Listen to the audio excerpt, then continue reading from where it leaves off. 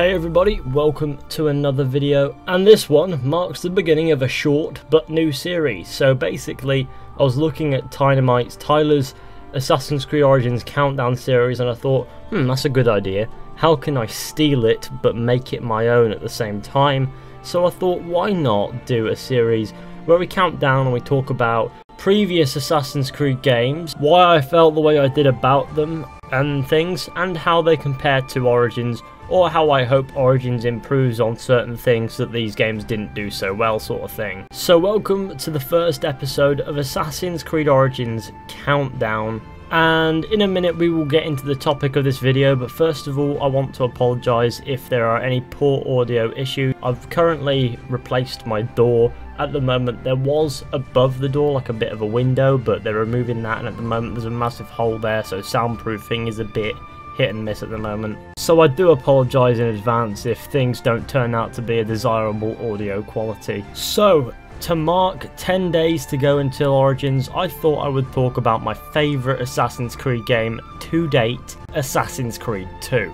Assassin's Creed 2 had multiple good points. First of all, I want to talk about its amazing story. So Assassin's Creed 2's story was fun and interesting. It kept me invested until the very end, and I loved the adventure the game took us on. Hopefully Origins follows a similar story that can captivate us as well as Assassin's Creed 2 did for me, because I think that would make for a great story. I don't want it to be similar in what the story entails, I want that to be unique, but what I do want to at least feel as if they're on par with one another is with quality, and if at all possible I'm kind of secretly having my fingers crossed, hoping that Origins surpasses Assassin's Creed 2's storytelling quality, but that last bit might be me just expecting too much. But if Origins can pull it off, then I mean, sure.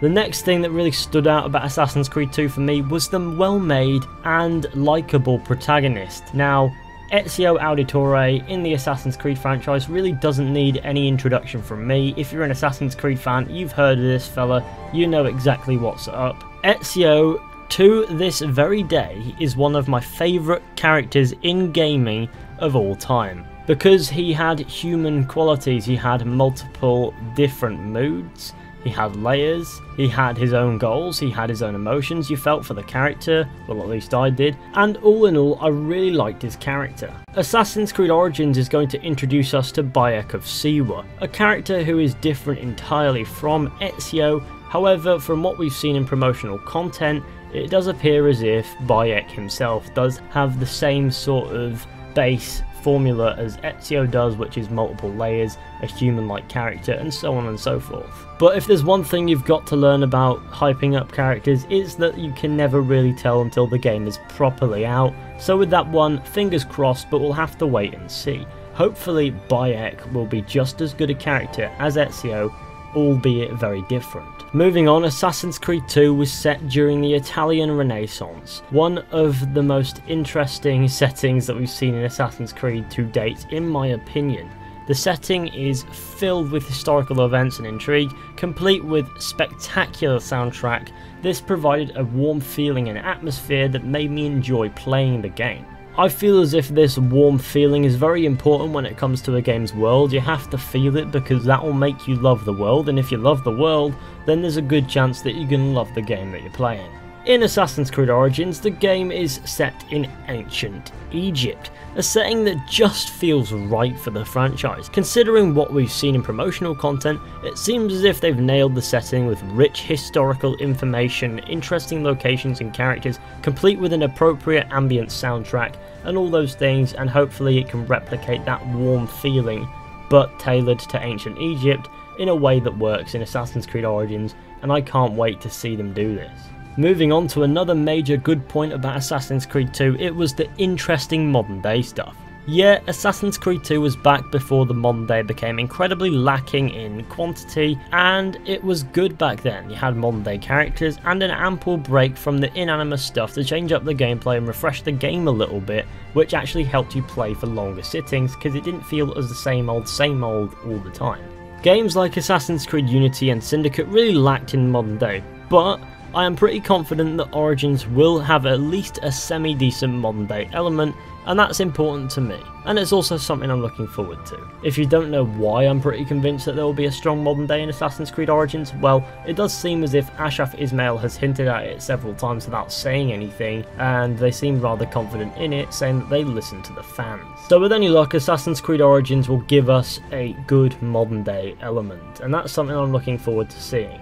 Moving on, Assassin's Creed 2 also had a fair few downfalls, so I'm going to list a couple of them. The first thing that I'd like to address is Assassin's Creed 2 did suffer from a little bit of clunky gameplay. Have you ever found yourself playing Assassin's Creed 2 doing parkour and randomly falling off the rooftop at some point?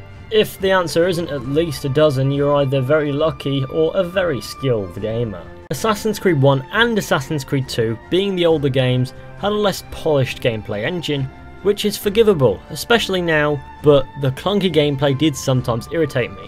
Hopefully, Assassin's Creed Origins will not have that clunky gameplay in its parkour system and so on and so forth.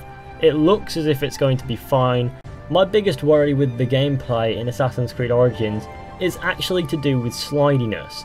So, if any of you have played The Witcher 3 Wild Hunt, you'll notice that after you stop moving, it actually does take a few split seconds, not too long but long enough for you to notice, between you stopping and Geralt stopping. And that did sort of get on my nerves when playing that a little bit, although it was easy to look past.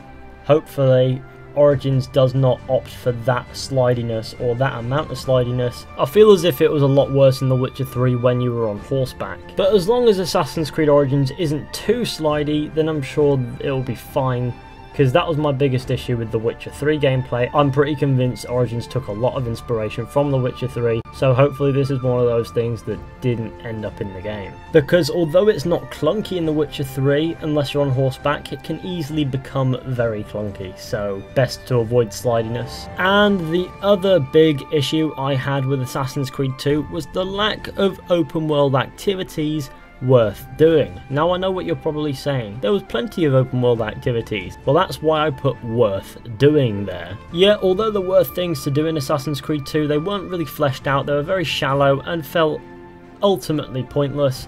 And this is something that all Assassin's Creed games that are currently out, not Origins, have suffered from. Pointless side content. So hopefully Assassin's Creed Origins, with its new questing system that we know is in the game, will break this cycle, and that's something that I'm looking forward to seeing. Because it seems as if everything in the game has a purpose to be there. It's not like fill it with stuff for the sake of it, put pointless collectibles galore. It looks like the collectibles have a purpose that will help you later on, as do the quests, as the quests are fleshed out, they have depth to them, and they help flesh out Bayek's story in a way that we haven't seen in side content in previous Assassin's Creed games with previous characters, and that's something that I'm looking forward to seeing as well. Because when it comes to RPGs like Assassin's Creed Origins is trying to be, I don't think you can go far wrong with some deep side content like side quests and things, which will make Assassin's Creed Origins succeed in places where even my favourite Assassin's Creed game didn't necessarily succeed, because it didn't try to be an RPG back then, so obviously comparing it might be a bit bogus.